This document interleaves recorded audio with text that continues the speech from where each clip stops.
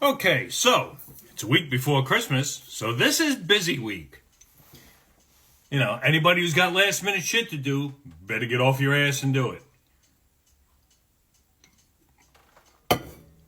Because I got plenty to do. Tomorrow I got a lot of shit to do. Thursday I got a lot of shit to do. Saturday I got a lot of shit to do. Sunday I'm going to see family. Monday I'm going to see family. It's a busy freaking week, man. But it's a good busy. My daughter has school all week. My wife is off starting Friday. She'll have off on Friday, but every other day is perfect. There isn't a whole lot going on. I mean, you know, the news has been rather quiet. Other than the usual killings here in New York City. So somebody's... And you keep it up with the gun. Another guy got stabbed to death just getting off the fucking bus going to see his family for Christmas. Okay? Are we gonna start banning steak knives now? And the ridiculousness goes on.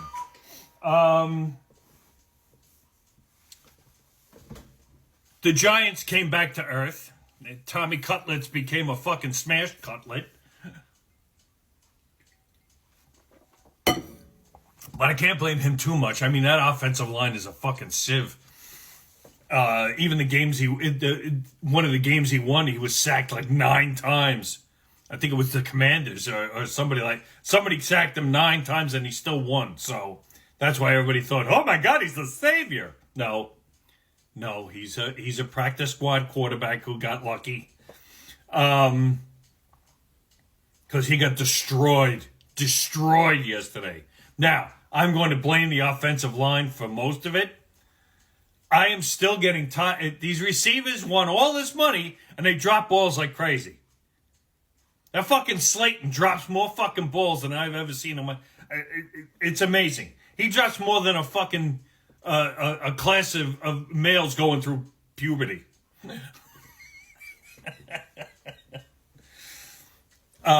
It's been an epidemic in the NFL. I don't know what it is. Catch the ball. That's what you're being paid for. You want millions of dollars? Catch the fucking ball. The Jets, Wilson got his fucking clock dinged. So he's out. Jets are out of the playoffs now, even though they had a very, very, very slim chance. But Miami kicked the crap out of them. So that's pretty much... You're not going to see Aaron Rodgers this year. Forget it. If he comes back for a series, like in the last game of the year, just to prove that he could come back, that's his ego talking. So... Other than that, there really hasn't been much going on. The Rangers beat the Bruins, so all you Boston fans are a little ticked off at that. Although the Bruins did beat the Islanders. The Rangers are doing very well this year. Shesterkin finally had a good game. After I ripped him for giving up 10 goals over 2 games, he gives up 1. Will the real Igor please stand up? The Knicks are still crap. They're always going to be crap until they get real players on that team. I mean, they have good players, but it's not championship caliber. It never is. And that's about it. There isn't really much going on this week. Over the weekend, there wasn't a whole lot going on. People are still bitching, of course, about, Palestine and how we should leave them alone. If you want to help the Palestinian people, the people who didn't vote in Hamas, you should help them get rid of Hamas. But as long as Hamas dresses up like civilians, as long as they use civilians as human shields, as long as they use civilian buildings to hide their ammunition, civilians are going to be casualties. They put out a number, I think it's 17,000 civilians they said were killed. But I'm not going to take Hamas's word for it because their soldiers dress up as civilians. I mean, I've seen guys shoot bazookas in Adidas sneakers. It's not exactly the selling point Adidas likes. You know, our shoes are grip the ground so good you can shoot a bazooka. You know, I don't think they want that. It's like Toyota and their pickup trucks with ISIS. Yeah, I don't think that's the ad they want to put out. So people are going to sit here and you know, Palestine has a right to this, that, and the other thing. The people who didn't vote in Hamas do,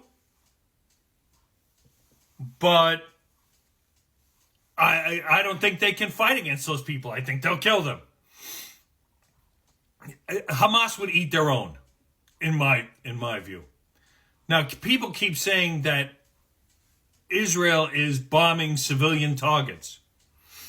Well, like I said before, that's where they're keeping their shit. And you know, I actually heard that somebody suggested the IDF did that massacre at the music festival themselves. They're the ones that what? I mean, this is what people think. I mean, get your head out of your ass, please.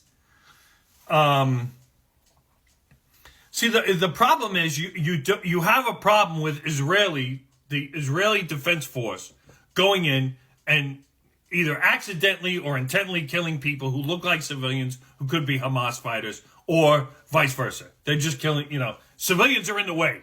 Let's put it that way. Hamas, that's all they do is kill civilians. Remember, they parachuted into a music festival. There's no military purpose at the music festival unless somehow, some way, there was like ammunition hidden there. I don't think there was. But that's all Hamas does is put as many civilian casualties as they can under their belt. That's all they do. They don't go after military installations. They go after civilians. They're terrorists. So for you to turn around and say, well, they're massacring civilians, what the fuck does Hamas do? Now, granted, an eye for an eye, everybody's blind. But I think Israel is finally done with getting attacked constantly by Hamas. I don't know why the leaders of Hamas haven't been brought in. Maybe it's because they're in Qatar and they can't be touched or something. I don't know. Because they sure as shit ain't going to the Gaza Strip. Not with $11 billion between the three of them. They're going to stay someplace safe and let everybody else do their dirty work. I don't know. I don't know if there's ever going to be an end to it. Oh, and you want more money for Ukraine? Up your ass. Up your ass. It's about time somebody stood up to Biden and said, where is this money going? What's the end strategy of this whole thing? You know, there's been absolutely no talks of peace that I've heard of. So what's the end game? Why should I send you more money when we don't know what the fuck is going on? We don't know where the money's going. We don't know what the end game is here. We don't even know how they're doing. It doesn't make sense. So that's, if you want to blame Republicans for blocking money to Ukraine, there's a reason. There needs to be accountability for this. There needs to be peace talks, for Christ's sakes. They don't even have that. I don't know. I don't think we should be sending any more money over there. Sorry. That's my opinion. I could be wrong. Booyah.